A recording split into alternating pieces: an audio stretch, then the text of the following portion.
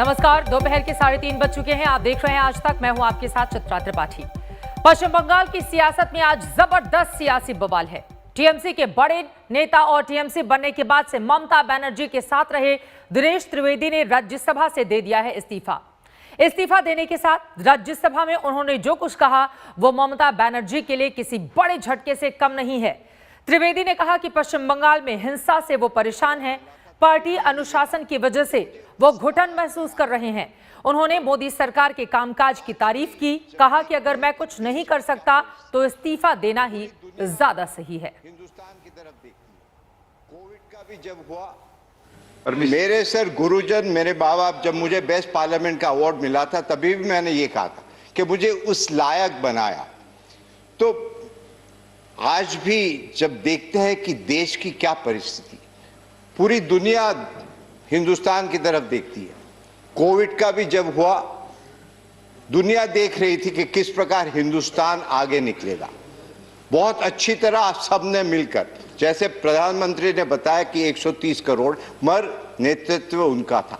तो सर, कहने का मकसद यही है कि जिस प्रकार से वायलेंस हो रहा है हमारे प्रांत में, जिस प्रकार से लोकतंत्र में कुछ भी हो, तो मुझे यहाँ बैठा बैठा बड़ा अजीब लग रहा है कि मैं करूँ क्या।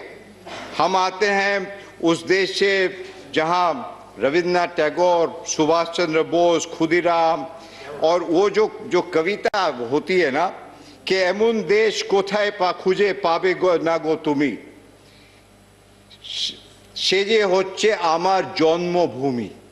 असल में हम जन्मभूमि के लिए ही है और कुछ नहीं। और मुझसे ये देखा नहीं जा रहा कि हम करें तो क्या सीमित है। एक पार्टी में है तो पार्टी की डिसिप्लिन है, और I am grateful to my party that they have set me here. मगर मुझे अब थोड़ी घुटन महसूस होती है कि हम कुछ कर नहीं पा रहे, उधर अत्याचार। तो मेरी आत्मा की आवाज आज ये कह रही है, और वो स्वामी विवेकानंद जो कहते थे, arise awake and stop not till the goal is reach.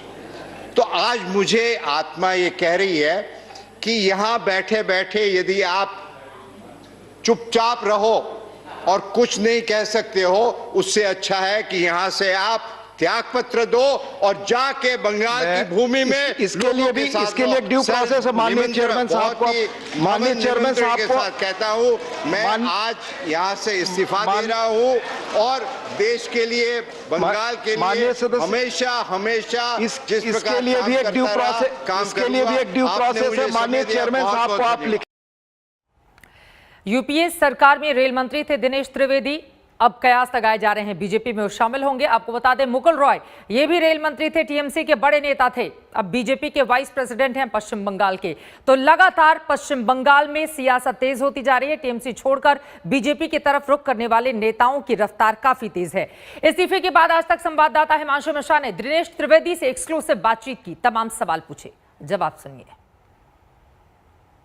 Party से इस्तीफा दे दिया, क्या कारण रहा? नहीं, देखिए, मैं बड़ा भावुक हूँ और हमेशा देश सर्वोपरि, और जो हमने अभी हाउस में कहा वही हकीकत है कि आज पूरी दुनिया भारतवर्ष की तरफ देख रही है, और हमारे इतना कठोर, इतना कड़वाहट, इतना वायलेंस बंगाल में, तो हम यहाँ बैठे बैठे किस प्रकार अपनी आत्मा से समझौता कर सकते हैं।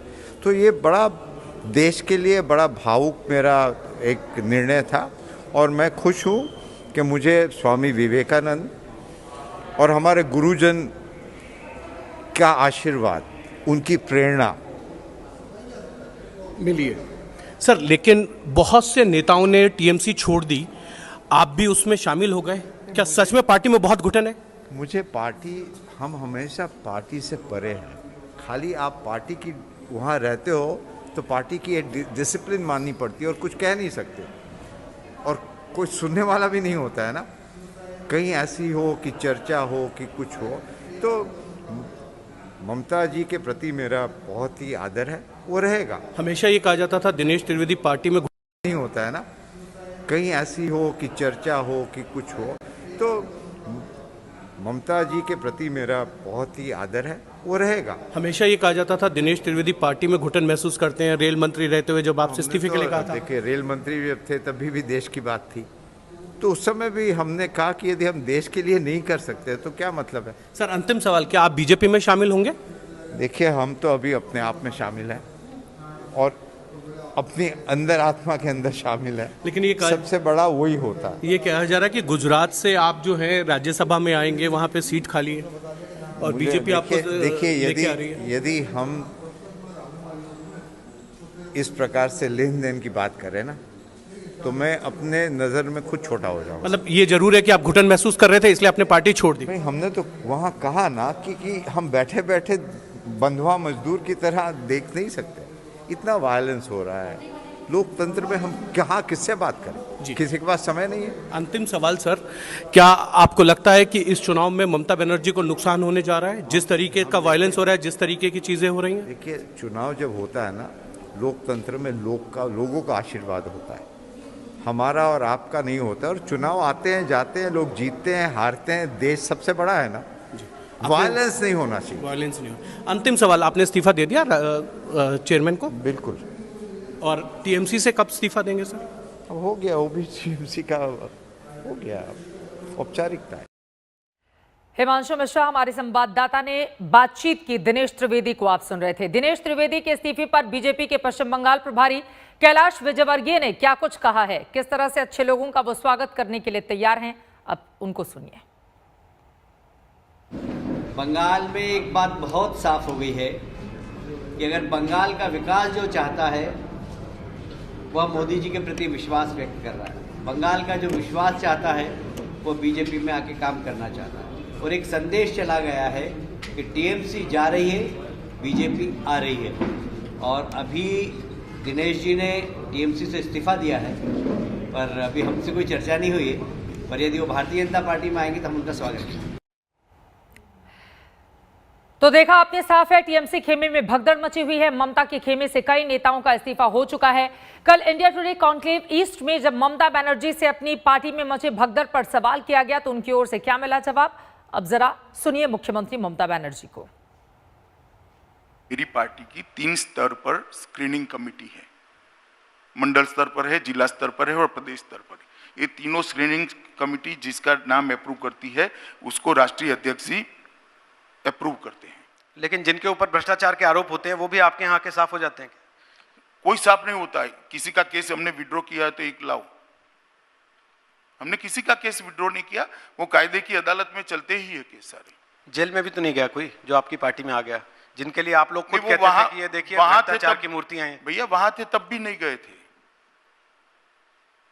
इनके खिलाफ अगर प्रूफ होता तो उस वक्त भी चले जाते हैं। हमारे यहाँ आकर बचे, ऐसा नहीं है। बीजेपी का पार्टी का भी बहुत हमारा पार्टी में ज्वाइन किया। एक चुनाव का टाइम में होता है, कोई कोई पार्टी को लीडर को मालूम होता है कि हमको टिकट नहीं मिलेगा, टिकट नहीं मिलने वाला है। और बीजेपी तो अभी क्या किया, जिसका कोई अगर कोई करप्शन है तो वो लोगों का है, इसी के लिए वो बाँचने के लिए बीजेपी का पार्टी का किया कि वो लोग तो डायरेक्ट फोन करके डराता है ना, आप अगर हमारा पार्टी में नहीं आओगे तो आपको डिवोर्स हो जाएगा, आप अगर हमारा पार्टी में नहीं आओगे तो आपको हम जेल में भर देगा, ऐसे ऐसे थ्रेट करते हैं। उसी के लिए थ्रेट के लिए 2-4 गया है, जो गया है हमारे लिए अच्छा है। हम सफेद हो गया है, बीजेपी वॉशिंग मशीन में सफेद हुआ है लेकिन बहुत काला हुआ है, काला मुख और काला हुआ है। अपने अपने दावे, अपने अपने वादे, लेकिन आपको बताते चले 3 महीने बाकी हैं विधानसभा के चुनाव में और कुछ माना यह जा रहा है कि अगले 3 से 4 दिनों के अंदर ऐलान भी किया जा सकता है चुनावी तारीखों का। इन सब के बीच बीजेपी की नजर जातिगत समीकरण पर भी है। मतुआ समुदाय पर बीजेपी की पूरी नजर है।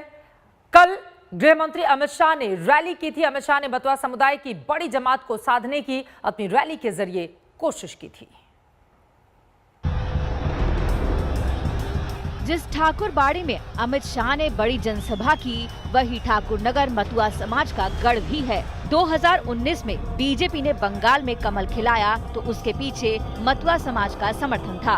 अब 2021 में बीजेपी मतुआ समाज के दम पर चुनावी जीत की रणनीति बना रही है।